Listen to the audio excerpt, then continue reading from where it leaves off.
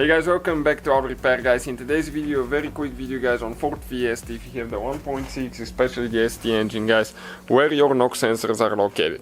Not very complicated procedure, but unfortunately you have to remove the intake to replace the knock sensors. We have all that on the channel.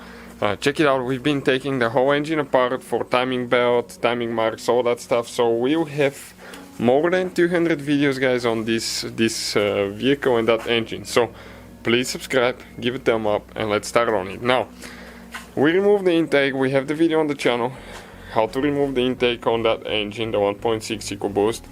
And once you guys remove that intake, you can see that you have not one but you have two knock sensors, one right here, one over there, two of them. So, and this is, you can see this is one of the plugins, this is the other one, this is the other wire. And how you guys replace those? Pretty simple. You just get a 10mm socket, and we'll need to remove that bolt. We'll remove only one to show you, but both of them will be exactly identical procedure. And after that you just pull it out. This is guys your knock sensor. Not very complicated procedure. We just wanted to make this video to show you where they're located and how to replace them. But if you want to see the whole video to remove the intake, we'll have it on the channel. Thank you for watching. See you guys next time.